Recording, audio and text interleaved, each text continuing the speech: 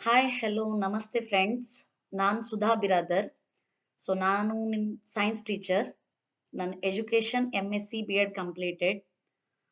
ಇವತ್ತಿಂದ ನಾನು ನಿಮ್ಮ ಸೈನ್ಸ್ನ ಡೀಲ್ ಮಾಡ್ತಾ ಇದ್ದೀನಿ. ಸಂಪೂರ್ಣ ಸೈನ್ಸ್ ವಿಜ್ಞಾನದ ಎಲ್ಲ ತರಗತಿಗಳು ನಾನು ಡೀಲ್ ಮಾಡ್ತಾ ಇದ್ದೀನಿ. ಓಕೆ. ಅದರಲ್ಲಿ ವಿಜ್ಞಾನದಲ್ಲಿ ನಾನು ಮೊದಲ ಒಂದು ಟಾಪಿಕ್ ಆರಿಸ್ಕೊಂಡಿದ್ದು ಜೀವದ ಮೂಲ ಘಟಕ. ಇದು ತುಂಬಾನೇ ಇಂಪಾರ್ಟೆಂಟ್ ಆದಂತ ಒಂದು ಚಾಪ್ಟರು. ನಿಮ್ದು ಎಲ್ಲಾ ಎಕ್ಸಾಮ್ಸ್ ಲೈಕ್ KRTT ಆಗಲಿ, GPSTR, HSTR ಅಂಡ್ ಇನ್ನಿತರ SDA FDA ಎಲ್ಲ ಎಕ್ಸಾಮ್ಸ್. ಬಟ್ ಇನ್ TT ಅಲ್ಲಿ compulsory 1 or 2 marks 1 or 2 questions fix ಬರ್ತಾವ ನಿಮಗೆ. ಓಕೆ. ಅದರಲ್ಲಿ ಸ್ಟಾರ್ಟ್ ಮಾಡೋಣ ಇವಾಗ. ಮೊದಲು ಜೀವದ ಮೂಲ ಘಟಕ. ಜೀವದ ಮೂಲ ಘಟಕ ಅಂದ್ರೆ ಇದು ಏನೂ ಇಲ್ಲ. ಜೀವಕೋಶದ ಬಗ್ಗೆ ಸ್ಟಾರ್ಟ್ ಮಾಡ್ಲತ್ತೀವಿ ನಾವು. ಜೀವಕೋಶದ ಬಗ್ಗೆ. ನಿಮಗ್ ಗೊತ್ತಿದಿರ್ಬೇಕು ಜೀವಕೋಶ ಅಂದ್ರೆ ಏನು, ಹೆಂಗಿರ್ತದ ಅಂತಿದೆಲ್ಲ ಬೇಸಿಕ್ ಅದ. ನಾ ಏನ್ ಇದಕ್ ಜಾಸ್ತಿ ಹೇಳಲ್ಲ. ಬಟ್ ಜೀವಕೋಶದ ಮುಂದ್ ಬರಹಂತ ನಿಮ್ಗೆ ಎಕ್ಸಾಮ್ಸ್ಗೆ ಯಾವ ರೀತಿ ಕೇಳ್ತಾರ, ಕಾಂಪಿಟೇಟಿವ್ ಎಕ್ಸಾಮ್ಸ್ಗ ಅಲ್ಲ ನಿಮ್ TT ಎಕ್ಸಾಮ್ಸ್ಗ ಯಾವ ರೀತಿ ಕ್ವಶನ್ಸ್ ಬರ್ತಾವ, ಈ ಚಾಪ್ಟರ್ಲಿಂದ ಎಂತದೇ ಒಂದ್ ಕ್ವಶನ್ಸ್ ಬಂದ್ರೆ ನೀವು ಅದಕ್ಕೆ ಬಿಡಬಾರ್ದು. ಆ ರೀತಿ ನಾವು ಈ ಚಾಪ್ಟರಿಗೆ ಪ್ರಿಪೇರ್ ಮಾಡೋಣ. ಓಕೆ. ಜೀವಕೋಶ. ಜೀವಕೋಶ ಅಂದ್ರೆ ಯಾವುದೇ ಒಂದು ಜೀವಿ ಜೀವಂತ ಆಗಿರ್ಲಕ್ ಏನ್ ಬೇಕು ನಿಮ್ಗ? ಜೀವಕೋಶ ಬೇಕು. ಆ ಜೀವಿಯಲ್ಲಿ ಜೀವ ಅದ, ಅದ್ರದ್ದು ಯಾವುದೇ ಒಂದ್ ಕಾರ್ಯಗಳು ನಡಿಲತ್ತವ. ಆ ಕಾರ್ಯಗಳು ಯಾವ್ದ್ರ ಮುಖಾಂತರ ನಡೀತವ? ಜೀವಕೋಶದ ಮುಖಾಂತರ. ಓಕೆ. ನಿಮಗ್ ಗೊತ್ತಿರ್ಬೇಕು ಜೀವಕೋಶದ ಒಂದು ಡೆಫಿನೇಷನ್ ಏನದ ಅಂತ. ಆ ಡೆಫಿನೇಷನ್ ಕೂಡ ಬಹಳಷ್ಟು ಸಾಕಷ್ಟು ಎಕ್ಸಾಮ್ ನಲ್ಲಿ ಕೇಳಿದಾರ. ಅದಕ್ಕೆ ನಾ ಹೇಳ್ತೀನಿ. ಜೀವಕೋಶದ ಡೆಫಿನೇಷನ್ ಏನಂತಂದ್ರೆ ಜೀವಿಯ ರಚನಾತ್ಮಕ ಮತ್ತು ಕಾರ್ಯಾತ್ಮಕ ಘಟಕಕ್ಕೆ ಏನಂತ ಕರಿತೀವಿ? ಜೀವಿಯ ರಚನಾತ್ಮಕ ಮತ್ತು ಕಾರ್ಯಾತ್ಮಕ ಘಟಕಕ್ಕೆ ನಾವ್ ಏನಂತ ಕರಿತೀವಿ ಅಂದ್ರೆ ಜೀವಕೋಶ. ನೀವು ಏನ್ ಮಾಡ್ಬೇಕು, ನಾ ಹೇಳೋ ಹೊತ್ನಾಗ ಅಂದ್ರೆ ಸಮ್ ಪಾಯಿಂಟ್ಸ್ ಹೇಳ್ತಾ ಇರ್ತೀನಿ, ನೀವು ನೋಟ್ ಡೌನ್ ಮಾಡ್ಕೋಬೇಕು. ಓಕೆ. ಜೀವಕೋಶ ಏನ್ ಡೆಫಿನೇಷನ್ ಅಂದ್ರ ಜೀವಿಯ, ಓಕೆ ಸಾರಿ 1 minute.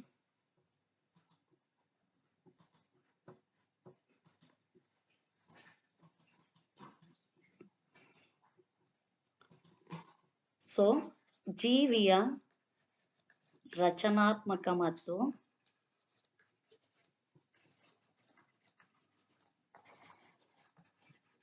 ಕಾರ್ಯಾತ್ಮಕ ಘಟಕಕ್ಕೆ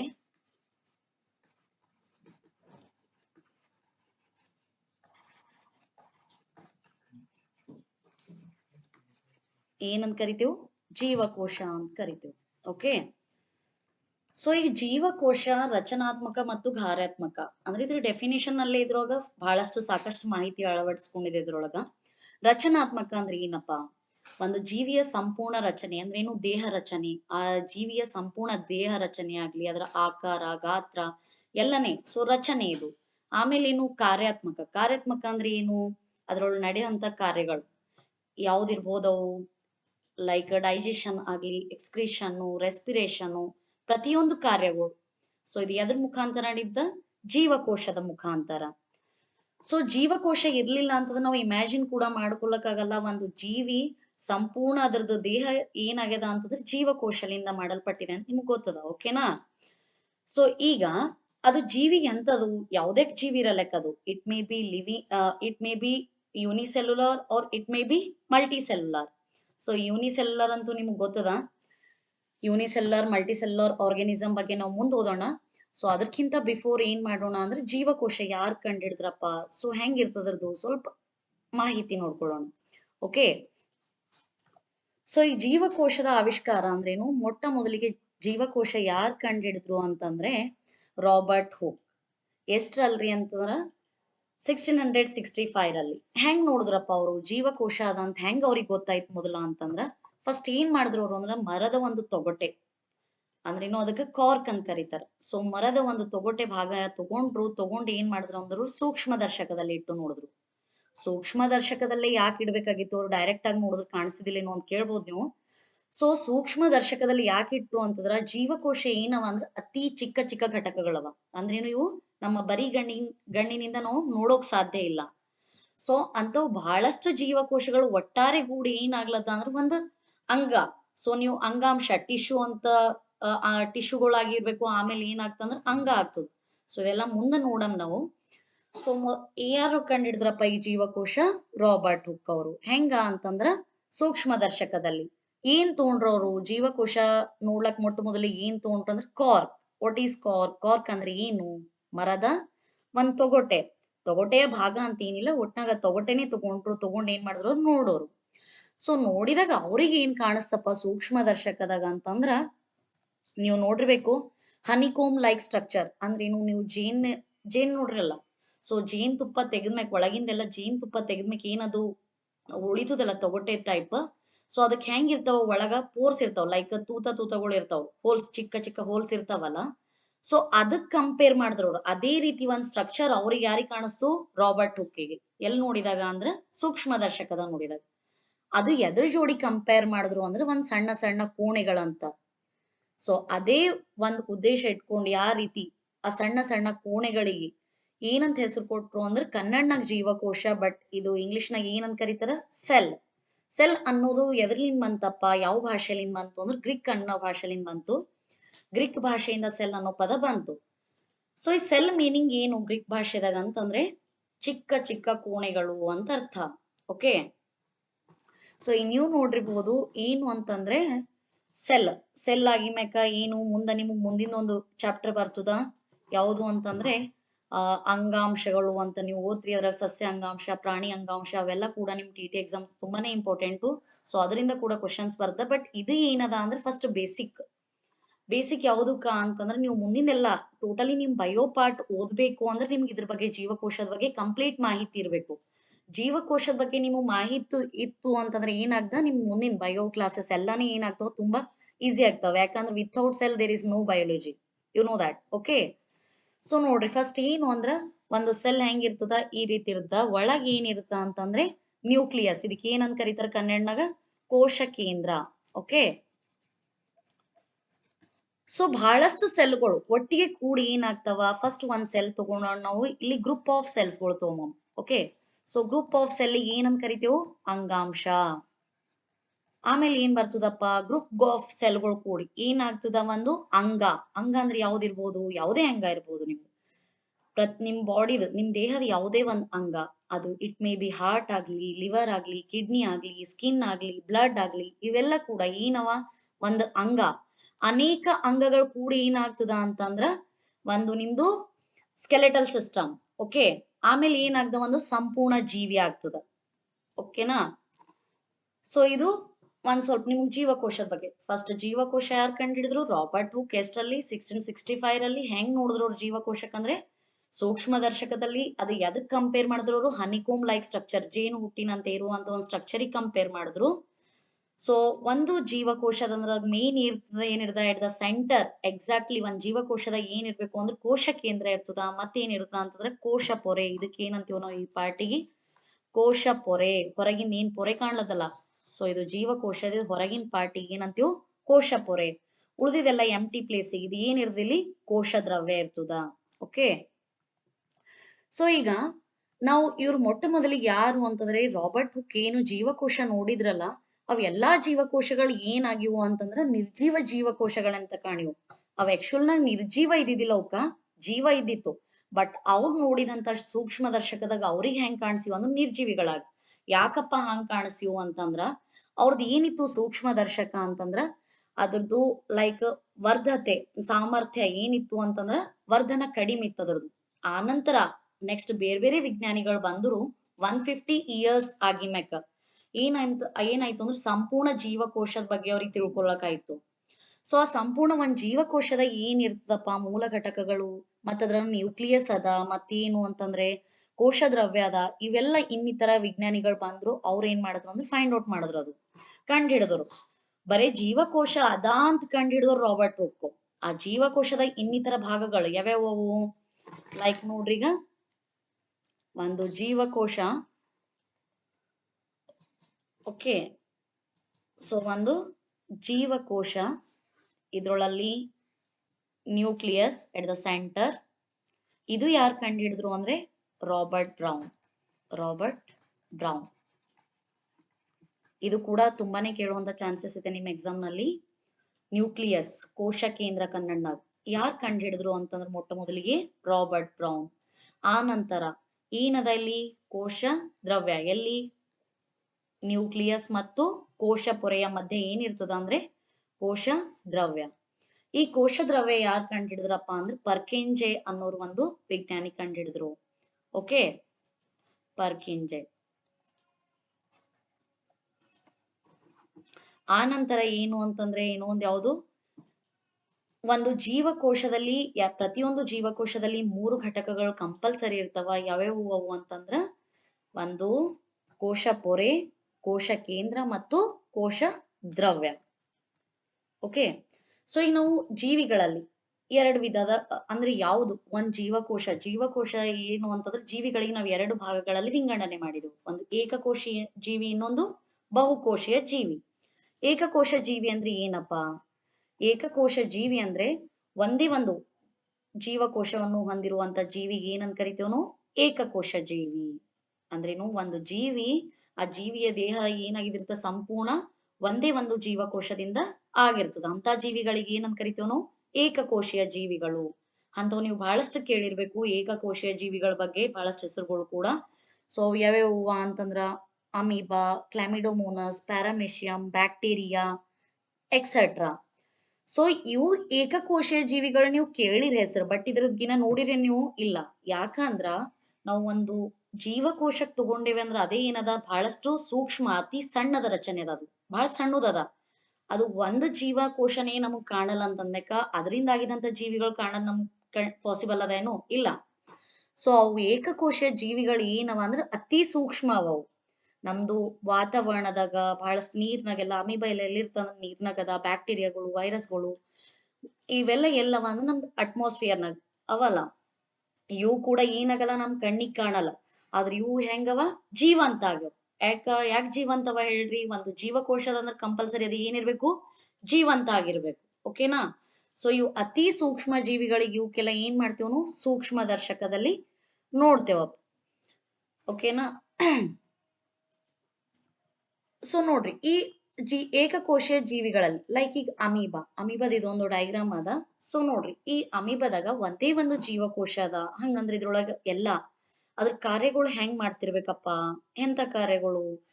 ಅದ್ರ ಪೋಷಣೆ ಆಗ್ಲಿ, ವಿಸರ್ಜನೆ ಆಗ್ಲಿ, ಜೀರ್ಣಕ್ರಿಯೆ ಆಗ್ಲಿ, ಇವೆಲ್ಲ ಕಾರ್ಯಗಳು ಯಾವ ರೀತಿ ನಡೀತಾವ ಒಂದ್ ಸಂಕ್ಷಿಪ್ತವಾಗಿ ಒಂದ್ ಶಾರ್ಟ್ ನಾಗ ನೋಡ್ಕೊಂಡ್ ಬರಮ್ ನಾವು. ಅಮೀಬಾದಲ್ಲಿ ಪೋಷಣೆ ಯಾವ ರೀತಿ ನಡೀತದ ಅನ್ನೋದು. ಸೊ ಇದು ಅಮೀಬಾದ ಒಂದು ಡೈಗ್ರಾಮ್ ಅದ.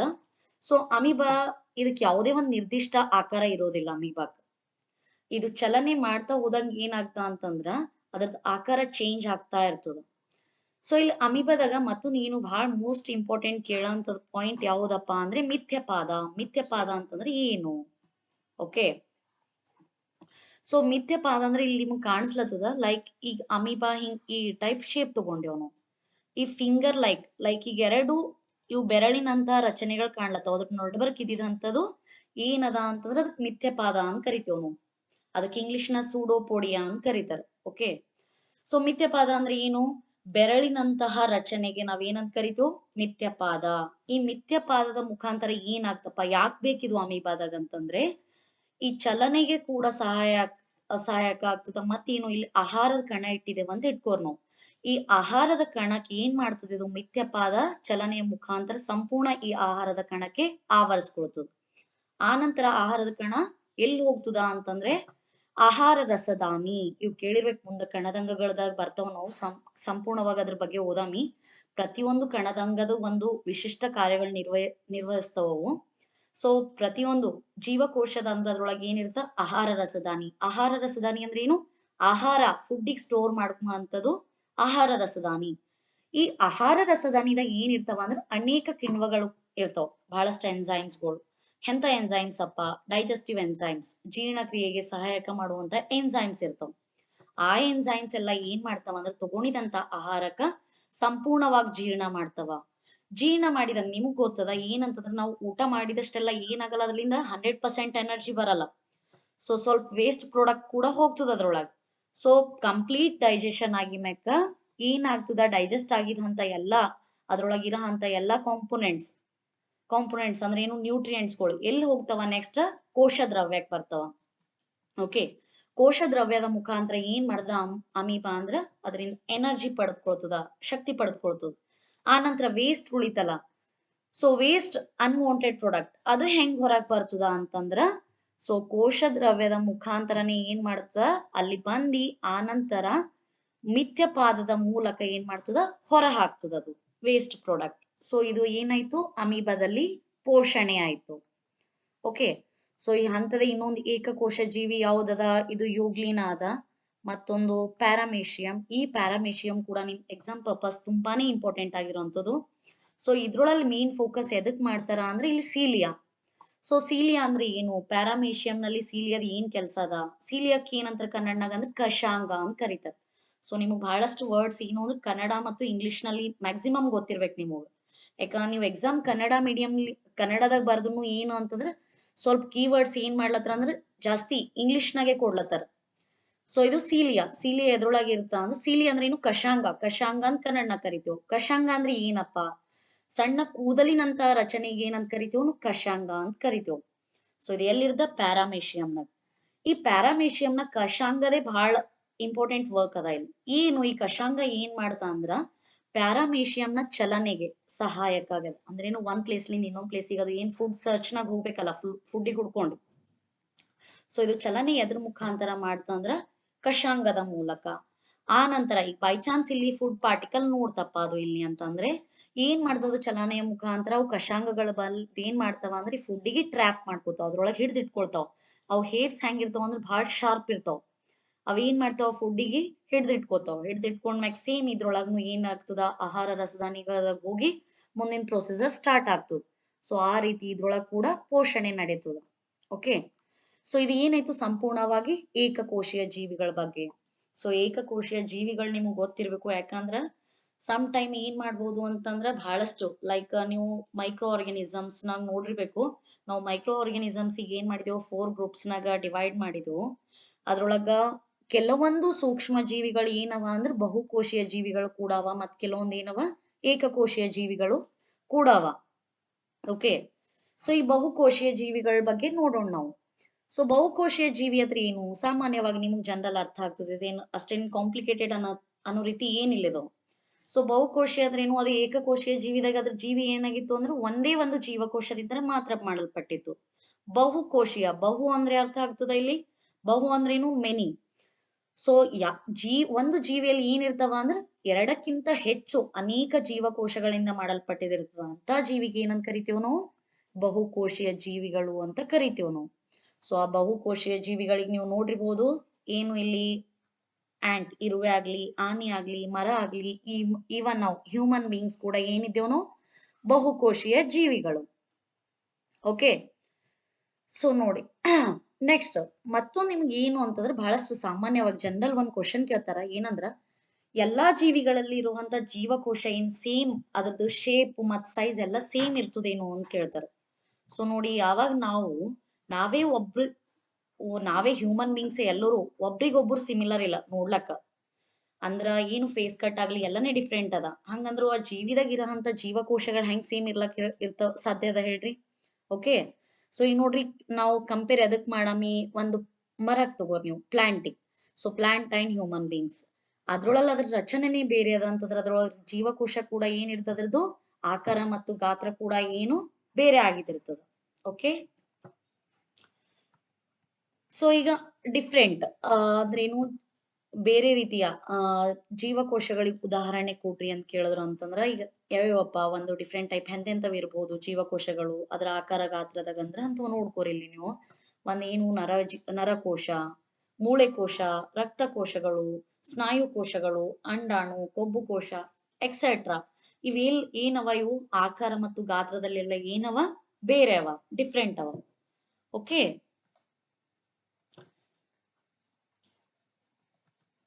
ಓಕೆ ಈ ನೋಡ್ರಿ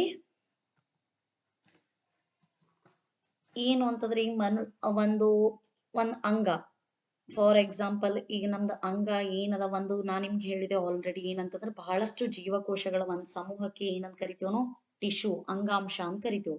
ಆ ಅಂಗಾಂಶ ಅಂದ್ರೇನು ಗ್ರೂಪ್ ಆಫ್ ಸೆಲ್ಸ್ ಕೂಡಿ ಏನಾಗ್ತದ ಒಂದು ಅಂಗ. ಸೊ ಅಂತ ಅಂಗಗಳು ನೀವು ಬಹಳಷ್ಟು ನೋಡಿರ್ಬೋದು. ಅಂಗಗಳು ಏನ್ ಮಾಡ್ತಾವ ಅಂತಂದ್ರ ಒಂದೊಂದು ನಿರ್ದಿಷ್ಟ ಪ್ರತಿಯೊಂದು ಅಂಗ ಏನ್ ಮಾಡ್ತಾವ ಒಂದೊಂದು ನಿರ್ದಿಷ್ಟ ಕಾರ್ಯಗಳು ಮಾಡ್ತಾವ. ಸೊ ಇಲ್ಲಿ ನೀವು ಹೇಳತ್ರಿ ಮನುಷ್ಯರಂತ ಬಹುಕೋಶ ಜೀವಿಗಳಲ್ಲಿ ಏನಾಗ್ತದ ಅಂತಂದ್ರ ಬಹಳಷ್ಟು ಕಾರ್ಯಗಳು ಮಾಡಂತದ ಯಾವುದು ಒಂದು ಹೃದಯ. ಹೃದಯ ಏನ್ ಮಾಡ್ತದ ಬ್ಲಡ್ ಪಂಪ್ ಮಾಡ್ತದ. ಓಕೆ, ಆಮೇಲೆ ಇದು ಮೋಸ್ಟ್ ಇಂಪಾರ್ಟೆಂಟ್ ಟಾಪಿಕ್ ಯಾವುದು ಅಂದ್ರೆ ಕಣದಂಗಗಳು. ಕಣದಂಗಗಳು ನಿಮ್ದು ಎಲ್ಲಾ ಎಕ್ಸಾಮ್ಸಿಗೆ 1 ಮಾರ್ಕ್ಸ್ ಅಂತೂ ಫಿಕ್ಸ್ ಬರ್ಲೇಬೇಕು ಕಣದಂಗಗಳದಾಗಿಂದು. ಕಣದಂಗ ಅಂದ್ರೆ ಏನಪ್ಪಾ, ಕಣದಂಗಗಳಂತ ಎದಕ್ ಕರಿತೀವಿ, ನಿಮಗ್ ಕಣದಂಗಗಳು ಯಾವ್ಯಾವ ಇರ್ತಾವ ಅಂತ ಹೇಳ್ಬೋದು ನೀವು. ಸೊ ಕಣದಂಗ ಅಂದ್ರೆ ಏನು ಕೇಳ್ಬೋದು. ಇದು ಕೂಡ ಕಣದಂಗ ಅಂದ್ರೆ ಏನು, ಇವು ಜೀವಂತ ರಚನೆಗಳವ, ಜೀವ ಇರೋಂತ ಒಂದು ರಚನೆಗಳವ. ಇವು ಏನ್ ಮಾಡ್ತಾವ, ಪ್ರತಿಯೊಂದು ಜೀವ ಇರುವಂತ ರಚನೆಗಳು ಪ್ರತಿಯೊಂದು ಕಣದಂಗ ಏನ್ ಮಾಡ್ತಾವ ಅಂದ್ರೆ ತನ್ನದೇ ವಾದ ಒಂದು ನಿರ್ದಿಷ್ಟ ಕಾರ್ಯನಿರ್ವಹಿಸೋದು. ಸೊ ಅವಕ್ಕೆ ಏನಂತ ಕರಿತೀವಿ ನಾವು, ಕಣದಂಗಗಳು.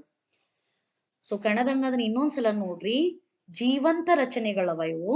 ಮತ್ತೇನ್ ಮಾಡ್ತಾವ, ಈ ಜೀವಂತ ರಚನೆಗಳು ಒಂದು ನಿರ್ದಿಷ್ಟ ಕಾರ್ಯವನ್ನು ನಿರ್ವಹಿಸ್ತವ. ಸೊ ಅದಕ್ಕೆ ಏನಂತ ಕರಿತೀವ್ ನಾವು, ಕಣದಂಗಗಳು ಅಂತ ಕರಿತೀವ್. ಓಕೆ, ಸೊ ಈ ಕಣದಂಗಗಳಿಗೆ ನೋಡ್ರಿ ಯಾಕೆ ಬೇಕಪ್ಪ ಇವು ಕಣದಂಗಗಳು, ಯಾಕೆ ಬೇಕು ಅಂದ್ರೆ ನೋಡ್ರಿ, ಈಗ ನಾವು ಬಹಳಷ್ಟು ಏನ್ ನಡೀತಾವ, ಕಾರ್ಯಗಳು ನಡೀತಾವ ನಮ್ ದೇಹದಲ್ಲಿ. ಅಂತವ್ ಯಾವ್ಯಾವ ಕಾರ್ಯಗಳಪ್ಪ, ಹೊಸ ವಸ್ತುಗಳು ಉತ್ಪತ್ತಿ ಆಗ್ತಾವ, ಪ್ರೋಟೀನ್, ಲಿಪಿಡ್, ಫ್ಯಾಟ್ಸ್, ಇಂಥವು ಬಹಳಷ್ಟು ವಸ್ತುಗಳು. ಕೆಲವೊಂದು ನಾವು ಆಹಾರದಿಂದೇ ಎಲ್ಲ ಪಡೆದುಕೊಳ್ಳಕ್ಕಾಗಲ್ಲ, ಕೆಲವೊಂದು ಏನಾಗ್ತಾವ ನಮ್ ಬಾಡಿ ಒಳಗೆ ಏನಾಗ್ತಾವ ಉತ್ಪತ್ತಿ ಆಗ್ತಾವ.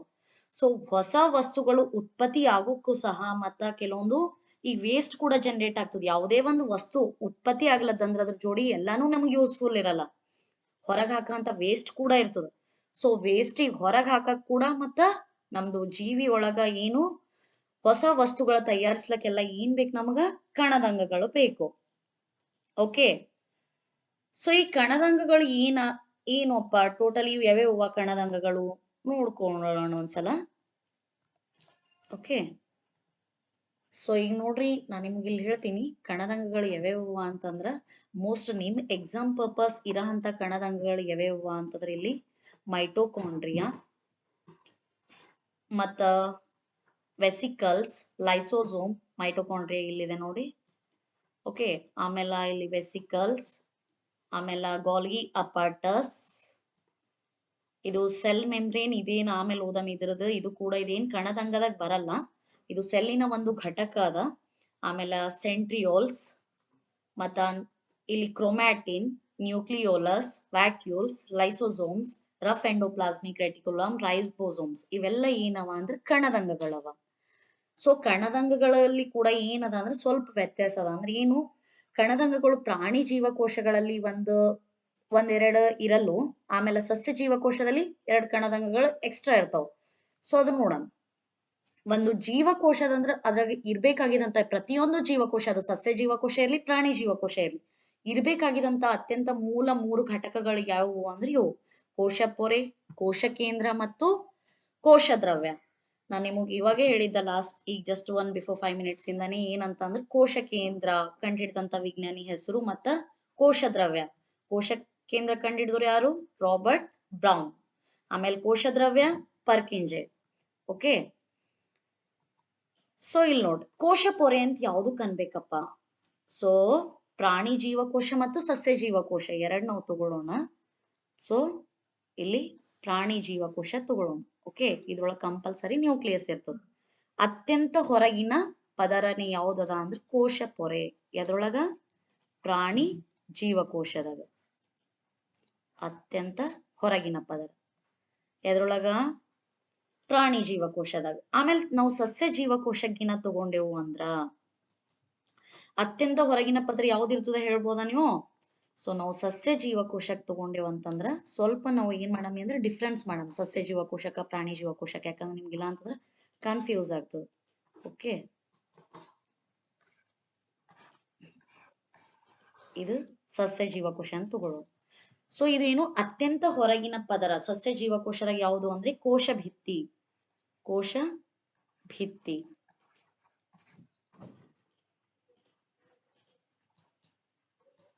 ಓಕೆ, ಸೊ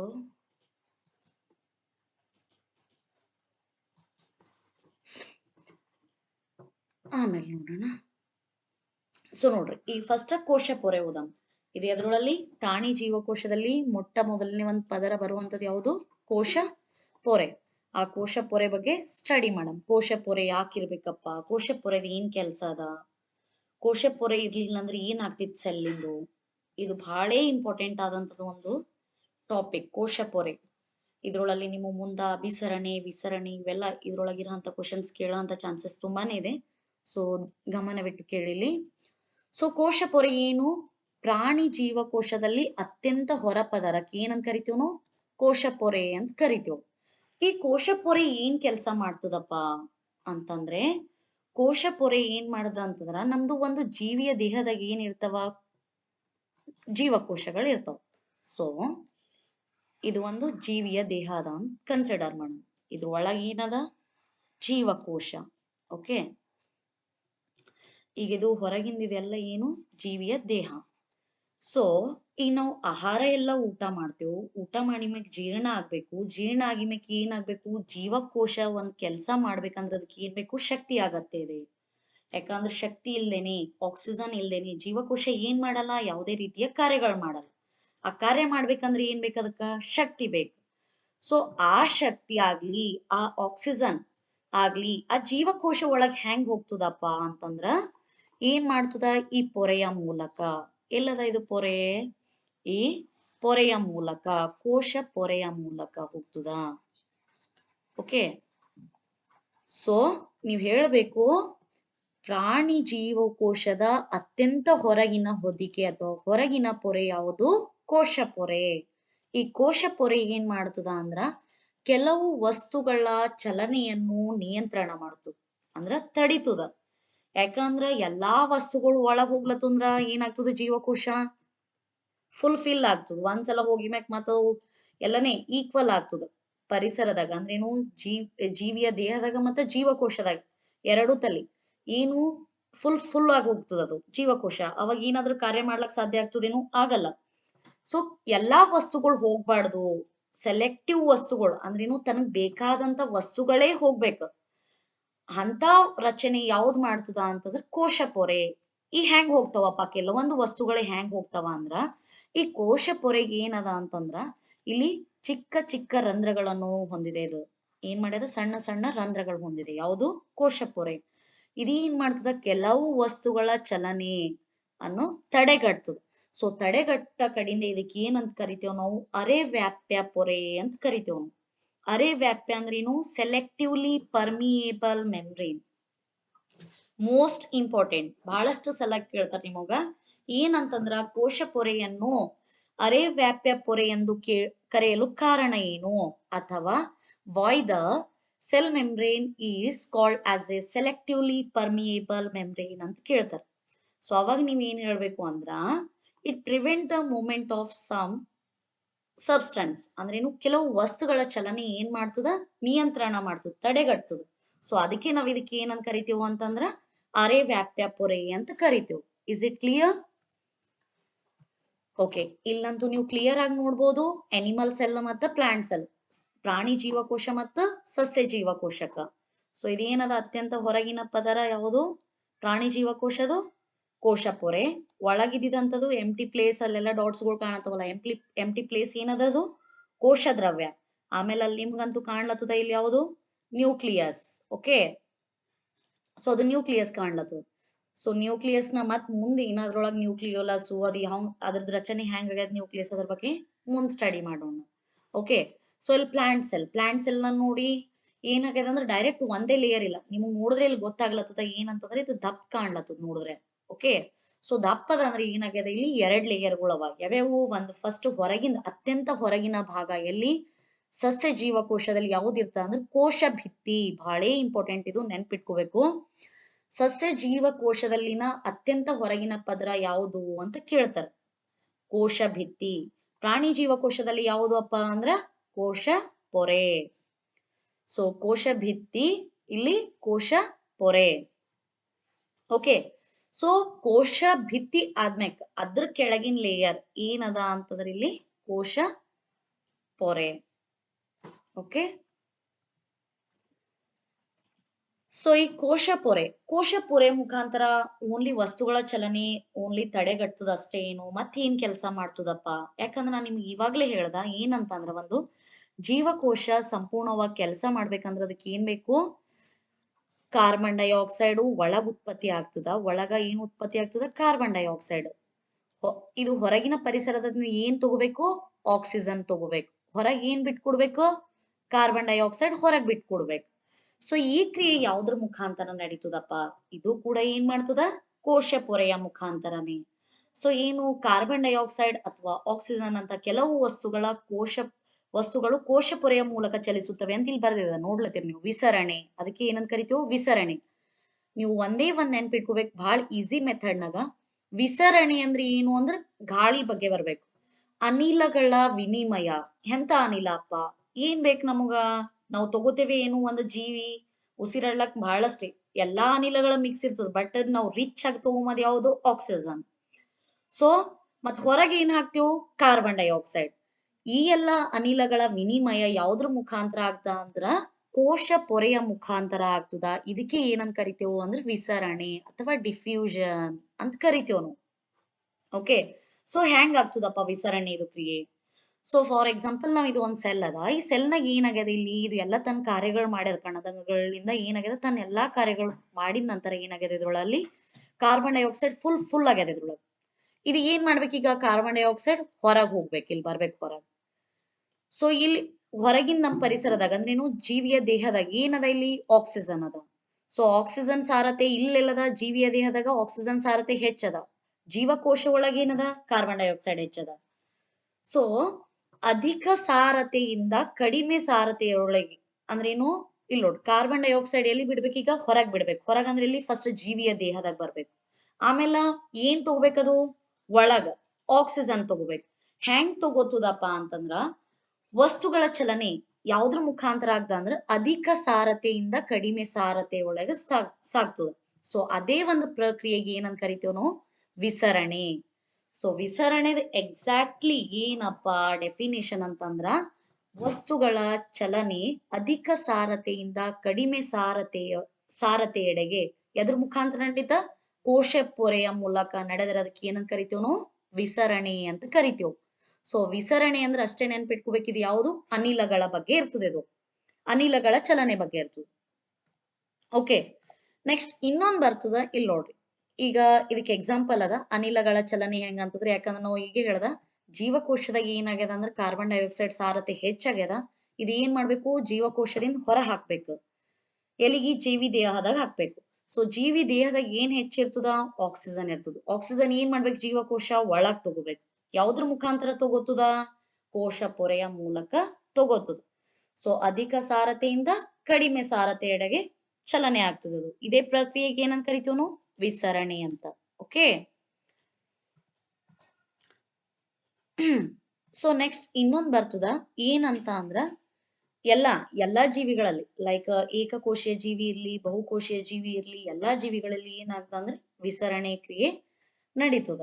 ಯಾಕಂದ್ರೆ ವಿಸರಣೆ ಕ್ರಿಯೆ ಇರ್ಲಾರ್ದೇನೆ ಏನು ಸಾಧ್ಯನೇ ಇಲ್ಲ. ರೈಟಾ? ಓಕೆ, ಈಗ ಇನ್ನೊಂದು ಮೋಸ್ಟ್ ಇಂಪಾರ್ಟೆಂಟ್ ಏನು ಅಂದ್ರೆ ಅಭಿಸರಣೆ. ನಿಮ್ಗೆ ಎರಡರದೇ ಅರ್ಥ ಆಗ್ಬೇಕು. ಇದ್ರಾಗ ಡಿಫ್ರೆನ್ಸ್ ತಿಳ್ಕೊಂಬಂತದ್ ಬಹಳ ಇಂಪಾರ್ಟೆಂಟ್ ಅದ. ನೋಡಿದ್ರೆ ಬಹಳ ಈಸಿ ಅನಿಸ್ತದ ನಿಮಗ್ ಅಭಿಸರಣೆ ಮತ್ತ ವಿಸರಣೆ. ಬಟ್ ಬಹಳಷ್ಟು ಜನಕ್ಕೆ ಏನು ಅಂತಂದ್ರೆ ಬಹಳ ಕನ್ಫ್ಯೂಷನ್ ಇರ್ತದೆ ಇದು. ಇಲ್ಲಿ ಏನದ ನೋಡ್ರಿ, ಅಭಿಸರಣೆ ಅಂದ್ರೆ ಏನು? ನೀರಿನ ಅಣುಗಳ ಚಲನೆ ಆಗ್ಬೇಕು ಇಲ್ಲಿ. ನಾವ್ ವಿಸರಣೆ ಪ್ರಕ್ರಿಯೆಯಲ್ಲಿ ಏನ್ ಹೇಳ್ದ? ಅನಿಲಗಳ ವಿನಿಮಯ ಮುಖ್ಯ ಪಾತ್ರ ವಹಿಸ್ತದಲ್ಲಿ. ಅನಿಲಗಳ ವಿನಿಮಯ ಆಗ್ತದಲ್ಲಿ. ಇಲ್ಲಿ ಕೂಡ ಏನಾಗ್ದ ಅಂದ್ರೆ ಕೋಶ ಪೊರೆಯ ಮುಖಾಂತರನೇ ಆಗ್ತದ. ಆದ್ರೆ ಏನಾಗ್ತದ ಅಂದ್ರೆ ನೀರಿನ ಅಣುಗಳ ಚಲನೆ ಆಗ್ತದ ಇಲ್ಲಿ. ಸೊ ನೀರಿನ ಅಣುಗಳ ಚಲನೆ ಯಾವ್ದ್ರ ಮುಖಾಂತರ ನಡೀತದ? ಅರೆವ್ಯಾಪ್ಯ ಪೊರೆ. ಅರೆವ್ಯಾಪ್ಯ ಪೊರೆ ಅಂತ ಎದಕ್ ಅನ್ಬೇಕು ನಾವು?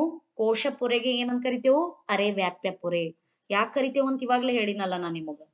ಸೊ ಕೆಲವು ವಸ್ತುಗಳ ಚಲನೆ ಏನ್ ಮಾಡ್ತದ? ತಡೀತದ. ಸೊ ಆ ಪೊರೆಯ ಮುಖಾಂತರ ಅಣುಗಳ ಚಲನೆ ಹೋಯ್ತು ಅಂತಂದ್ರೆ ಏನಾಗ್ತದ? ಎಂತ ಅಣುಗಳು? ನೀರಿನ ಅಣುಗಳ ಚಲನೆ ಆಯ್ತು ಅಂದ್ರೆ ಅದಕ್ಕೆ ಏನಂತ ಕರಿತೇವು? ಅಭಿಸರಣೆ ಅಂತ ಕರಿತೇವು. ಅಂಡರ್ಸ್ಟ್ಯಾಂಡ್ ಆಯ್ತಾ? ಸೊ ನೋಡಿಲ್ಲಿ, ನೀರಿನಲ್ಲಿ ಕರಗಿರುವ ವಸ್ತುಗಳ ಪ್ರಮಾಣವು ಕೋಶ ಪೊರೆಯ ಮೂಲಕ ಚಲಿಸುವ ನೀರಿನ ಮೇಲೆ ಪ್ರಭಾವ ಬೀರುತ್ತದೆ. ಓಕೆ, ಸೊ ಅಂದ್ರೆ ಏನು? ಈಗ ಕೋಶ ಪೊರೆಯ ಮುಖಾಂತರ ಏನಾಗ್ತದ ನೀರಿನ ಅಣುಗಳ ಚಲನೆ ಆಗ್ತದ. ಅನಿಲಗಳ ವಿನಿಮಯ ಯಾವ್ದ್ರ ಮುಖಾಂತರ ಕೋಶ ಪೊರೆಯ ಮುಖಾಂತರನೇ ಆಗ್ತದ. ಆ ಪ್ರಕ್ರಿಯೆಗೆ ಏನಂತ ಕರಿತೇವ್ ನಾವು ವಿಸರಣೆ ಅಂತ ಕರಿತೇವೆ.